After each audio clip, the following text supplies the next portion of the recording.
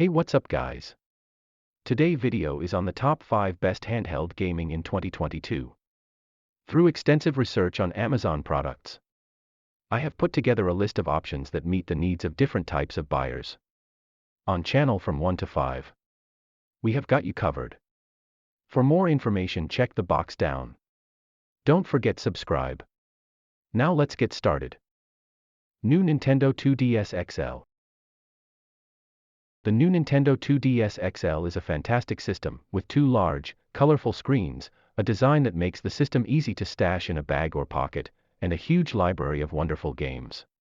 The Legend of Zelda, Mario, and Animal Crossing got some of their very best portable installments on the 2DS family of systems.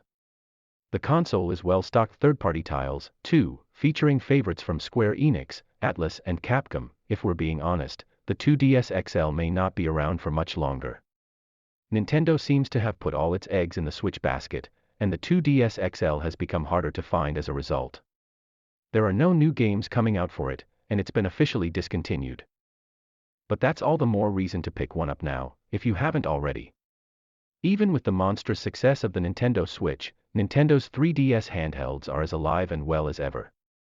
The company just refined the popular portable once more with the $149 new Nintendo 2DS XL, which retains the best features of the new 3DS XL while ditching the 3D functionality in favor of a lower price and slimmed-down design. The result is an excellent version of Nintendo's long-running handheld, though one that feels dated in a post-Switch world. Still, if you don't already own a 3DS or simply can't plunk down $300 for a new console, the new Nintendo 2DS XL is a fantastic and affordable entry point into one of the best game libraries of all time. The new 2DS XL is one of Nintendo's sleekest handhelds yet, and is arguably better looking than any version of the 3DS. With a black plastic design highlighted by blue buttons, it's unassuming enough to be played in public while still giving off a fun, Nintendo EY aesthetic. It also simply feels great, thanks to a matte coating and feathery 9-ounce frame that makes it both lighter and less smudge-prone than the glossy new 3DS XL. The one drawback to the new 2DS XL design is its fairly bulky hinge. Asus ROG Phone 5. The best handheld gaming console is arguably the one you already have on you, and that's why it's worth considering a dedicated gaming phone, like the Asus ROG Phone 5. This excellent, albeit very large, smartphone is powerful enough to run any game on Android, which means you can enjoy both casual handheld titles as well as longer sit-down and play experiences. For the latter, it helps to have a controller. Whether your tastes skew more toward Crossy Road or Castlevania, Symphony of the Night, the Asus ROG Phone 5 has what you want to play. Don't forget that Android smartphones now have access to a variety of cloud gaming services. From Google Stadia, to NVIDIA GeForce Now, to Xbox Cloud Gaming. With the ROG Phone 5's large screen and fast refresh rate, you can play many of your favorite console and PC games from anywhere in your home or anywhere with a strong enough Wi-Fi connection.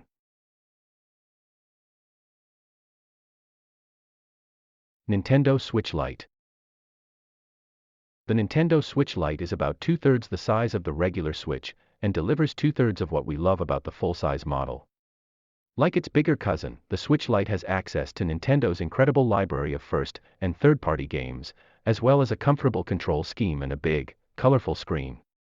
Whether you want to play your fill of Zelda, Mario, and Animal Crossing, or Doom, Bayonetta, and Assassin's Creed, the Switch Lite can deliver the same excellent games in a profile that's easy to stash in a backpack or purse.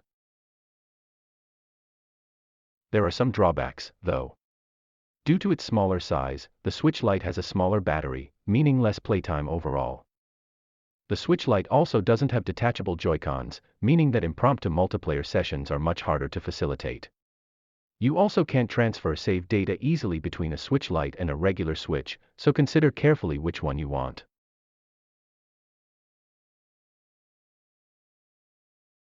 Nintendo Switch OLED. The Nintendo Switch OLED isn't a vital upgrade for current Switch owners. But if you haven't yet invested in Nintendo's hybrid handheld, the OLED is the model to get. This version of the Switch features a 7-inch OLED screen, a sturdy kickstand, improved speakers, and a dock with a built-in Ethernet port. Otherwise, it's exactly the same as the base Switch, which is an excellent console thanks to its extensive game library and smart portable features. There are admittedly still a few drawbacks to the Switch OLED. Without SSD storage or 4K support, the system feels a bit dated. For years into the console's lifespan, we may get a more significant upgrade sooner rather than later. But if you want to play the latest Mario, Metroid, and Zelda games, the Switch OLED is the best way to do so. If you are a newcomer to the Switch, then the Nintendo Switch OLED is the model to get. It's a mere $50 more than the original Switch, yet for $350 you get a notably improved display, as well as a few other quality of life tweaks, which promise to make for the best Switch gaming experience around. The Switch OLED has the neat advantage of making the best Switch games look even better, thanks to its brighter and more vibrant display. If you have a modern Android smartphone or iPhone, take a glance at that, as it'll have an OLED display and you can get a taste of what to expect from the Switch OLED.